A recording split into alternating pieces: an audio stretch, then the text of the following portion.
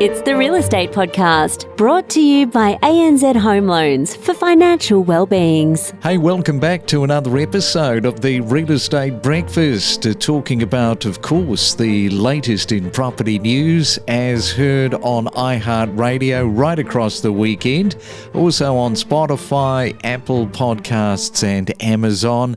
Sunday morning, June the 9th today, and what has happened to Michael Mosley? A real sort of mystery.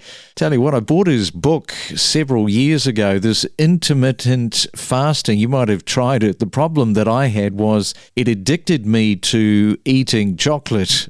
Don't get me wrong, love chocolate, but don't eat a lot of it because I just put too much weight on. So these days where you could eat anything, that was my go-to, which was very, very dangerous. Coming up in just a moment, we have 7 days. We are reflecting back over another busy week. We kicked it off on Monday talking to Ileana Rojas-Thierry about why Canberra has been ranked number 2 in the world for best quality of life. Angie Zigomanis, he was here talking about Australians being locked out of the real estate market. Lauren Jones there in Brisbane, she talked about the strong buying and appetite from first home buyers for apartments, and also tells us a little bit about body corporate and strata fees. And we also spoke this week to Lillian LeCampion. Again, of course, we've spoken to her in the past. She moved to Dubai from the Gold Coast, and at the moment, heading into summer, very, very extreme heat. So she tells us about her struggles with that. And Mario Volpe tells us from Dubai the fact that you can't just work from home in any location in Dubai. There are certain designated areas. So all of that is coming up next on our Sunday. We talk to some of the most influential figures in the real estate industry, from leading commentators to investors to real estate principals, only on the Real Estate Podcast. What was it about real estate when you were at school that you thought, well, this is probably something that I actually could go into and really sort of excel at? I think the biggest thing was that you didn't need to be a rocket scientist. It didn't take a lot of, study to get your foot in the door. Obviously, you need to be very skilled in other areas, but those things that you can learn as you go. So there was a medium barrier to entry. I guess the easiest thing to sort of jump straight into out of school rather than going straight into study. Yeah, because we have a high rate of failures. I forget what that percentage is, but it's well past 85% of people getting into the industry and then falling out of it within the first 12 months. So it's not for everybody, clearly. No, it's a very unique industry in the sense of you need to have the right support around you to excel. And it is in a lot of different areas, very sink or swim. And I think I was very grateful that I had a lot of support, which propelled me into the direction that I felt very supported and I could do good things in that space. Well, especially when you've decided to bite the bullet and set up your own real estate company at such a young age. Oh, thank you. Yeah, an opportunity. I think both me and my business partner decided, we've been in the industry very similar timelines, and thought that there was an opportunity for us as young individuals to make a change and do things differently and do things better, which is very exciting. I guess that's what it's all about, isn't it? It's finding your own sort of rhythm and the way that you're interacting with people, because some people decide that for whatever reason they'll go into real estate, but they're not really good communicators, and you do need to be able to talk. Absolutely. I think it's the number one skill to have, and I think that will propel you more than anything else, is being able to have the good conversations and the difficult conversations and not be fazed by either. Just go all in. And how do you feel about Canberra's high rating for quality of life with this survey, this result that's just recently come out from Oxford Economics? I think it's an amazing nod to Canberra. I think we have a very planned city. We have great restaurants. We have some of the best coffee. That's probably a little bit biased from me, but it doesn't surprise me that we've got the mention. If you live here, you can certainly understand why we've got the second spot. Well, that's right. If you're a first home buyer and you come from a background where you can't tap into family wealth, low interest rates over time helps with mortgage serviceability, but it also at the same time it drives up prices. And the more it drives up prices, the harder it actually becomes to get over that deposit hurdle. So, if prices double, effectively your 20% deposit has to double as well. And so it becomes harder for people who haven't actually got any wealth to tap into to actually just get on that first rung of the property ladder to pay that deposit and buy a property, even if they are potentially in circumstances where low interest rates might have helped them with mortgage serviceability. They just can't get that foothold in the market to start with. Yeah, and what do you think is one of the more interesting things perhaps for the next 12 months to 18 that we might see happen in the property market? Is there anything that you're kind of watching with a lot of interest in? Look, I think that the problem with the market now is that it's frozen to the extent that we've gone through a period where development costs, construction costs, labour costs, material costs have all increased significantly. And it's been very hard for developers to make projects stack up at current prices. And this has been one of the challenges of the market. For all the talk about we'll rezone land, we'll make land more available to build. The fact is building doesn't stack up financially for most projects unless you're pitching it at the top end of the market and you can command a premium price. Really, for the market to move on and for us to actually be able to add more supply to the market, we just still need more, pains to say it, but we need more price growth to come through to actually make more projects stack up. And so I think will be the outcome to the detriment of most people still trying to get into the market. It's probably likely to happen. Like what you're saying is likely to happen because the pricing doesn't look like, we're suddenly going to reverse it and go in the opposite direction. Yep, exactly. And at the end of the day, that's how markets resolve themselves. Prices rise, it starts attracting a lot more investment in, more supply gets built, reduces a lot of the pressures that were creating those price rises in the first place, and the market balances out until we get another round of rising construction costs or rising interest rates or other things that impact feasibilities again. So, in some ways we're just part of the normal cycle, but it's probably just a lot more pronounced in terms of where we are. Decode the property market with insider knowledge and insights to better navigate your real estate journey on the Real Estate Podcast. Absolutely. For a long time in Brisbane, no one really wanted units, but as the price of houses went up, people decided to compromise on the dwelling as opposed to compromising on the location, which has had this big push into units. I know CoreLogic's data shows that units are up about 8% this year, but from what I'm seeing on the ground in these inner ring locations, so I'm talking, maybe 2 to 5 kilometres from the CBD, a lot of these have gone up $100,000 in, the last 6 months or so. You're getting lines out the door for open homes, perhaps 20 written offers on a property. It's extremely competitive, and there's also very low supply as well. And just in terms of those first-time buyers at the moment, how much of that is going on in terms of business? Because I note that you are a buyer's agent and not all first-home buyers can afford to engage with you. Yeah, it's funny. First home buyers are actually one of our key demographics that we work with.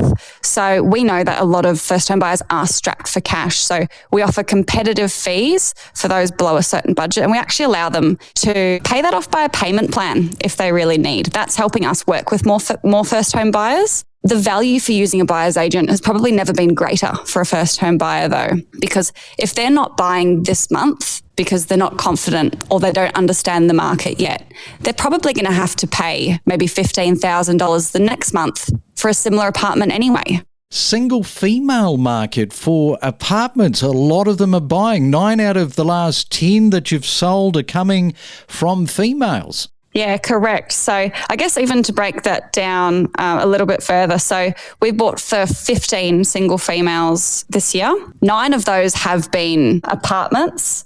And then of the apartments or units that we have purchased, 9 of the 10 were single females. What we tend to find is that security is a big issue for single females, and also the ability to lock up and leave the property. Another thing that we do find quite common, and often why people engage people like us, is because they also have the added complexity of needing to bring their dog or pet into the property. So perhaps they need garden space or a bigger balcony to be able to suit the dog, as well as clauses put in the contract to ensure that the dog is allowed. So yeah, we're seeing a massive shift of single females buying apartments. Is that security question, has that sort of come up a little bit more in the last few years, do you think? I haven't seen it come up anymore, actually. I tell you, the reason why I ask that is, like, since we've gone through COVID, there's all sorts of crazy stuff that seems to be happening. I mean, we don't need to talk about it, but when they pick up a knife, they're not too scared to use it. And there's all sorts of crazy activity, people, being locked up and quite violent. So that's the reason why I say whether or not you've seen over the last 3 years or even in the last 12 months, it's sort of risen. I have noticed an uptick in people wanting surveillance features or security features once they purchase the property, that's for sure. So whether it be electronic locks or CrimSafe on the doors, things like that. So yeah, I have seen a shift there. Every week, unravel the real estate market to empower your real estate knowledge. So we had this 28-foot shipping container and it sailed the high seas all the way from Australia. It was packed up in October and it hit the ocean and arrived at the end of March at Jebel Ali Port in Dubai. Now, this shipping container holds all of my life's possessions, so furniture, but also artwork, clothes, mementos, books, and just, everything that one collects over a lifetime. So I contacted the shipping company to let them know we were ready. And they came back and said everything has been sitting in nearly a metre of flood water since April 16th. So that's 6 weeks sitting in stagnant water. So obviously we were pretty devastated. I went to the warehouse and spent a whole day there opening up 133 boxes to see what was salvageable. And, nearly everything was water damaged, covered in green mold. There's moisture damage in the electronics. But really the most heartbreaking discovery was all my childhood photos and mementos were completely submerged in water and they're completely destroyed and can't be saved. Oh, no. I mean, that is a terrible story, isn't it? Especially off the back of having bought your apartment. You moved, of course, into Dubai, this whole new life, and to lose all of that personal stuff. I mean, that's extremely devastating. As far as insurance is concerned, it does illustrate why people must have insurance, which, of course, you did, thankfully. Yeah, I mean, we were lucky we've got the insurance. Obviously, we're going to have to jump through some hoops to get it. But really, there's just some things that you can't replace with money. And I think being so far from home, you've got these objects that just are part of your identity. So, I've gone through a range of emotions, anger, sadness, but you just have to look at the bigger picture. And there are so many people in the world, particularly in this region, who are going through so much worse, who have lost absolutely everything. So I am actually grateful that I've got my health, that I'm safe, and that I've got so many family and friends.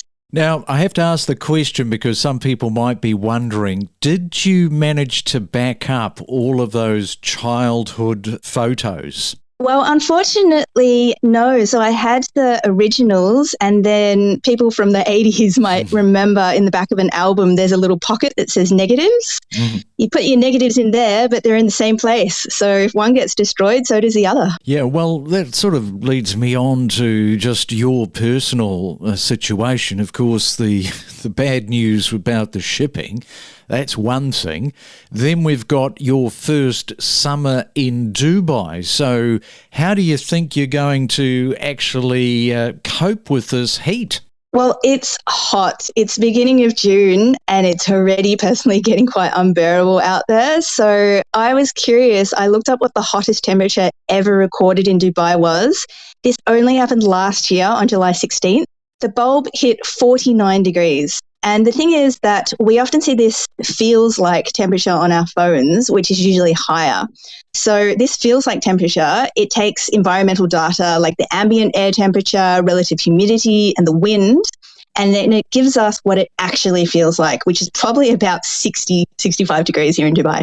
How acclimatised do you feel at the moment? I suppose it's really hard to sort of gauge that because we haven't really hit the peaks yet. Really not at all. I mean, I'm from Australia where it gets pretty hot every year, but, we've got the beaches there to cool down where the ocean's nice and cold.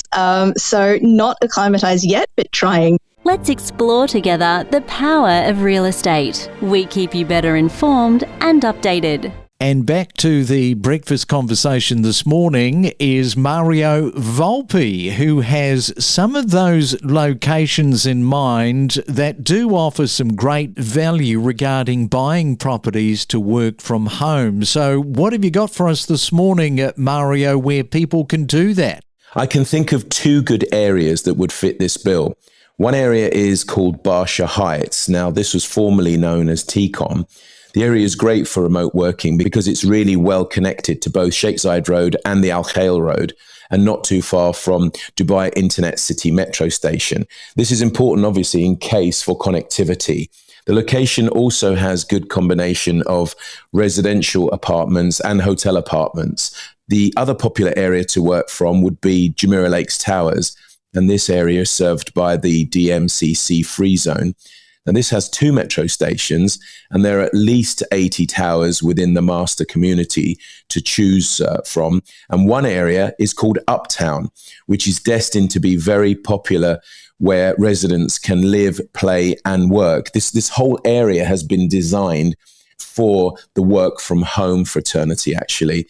I wonder just how many of these developers are sort of lobbying the government, the land department, in terms of these work from home areas, these designated areas, because they're very quick to pivot, and you kind of wonder whether they're going to open that up over a period of time, maybe in the next 12 months, so that there are more areas that people can work from home. I agree, and they should look at that, to be honest with you, because in Dubai it's all luxury. Sometimes somebody may look at something a little bit more affordable, depending on the area. But these are just the two sort of areas that developers focus on. They don't really focus by thinking outside the box. And I think working from home, especially for some of these industries that it's ripe for that, they would also have a lot of interest. So they're not really thinking, as I say, outside the box and trying to generate more diverse buyer groups, to be honest with you.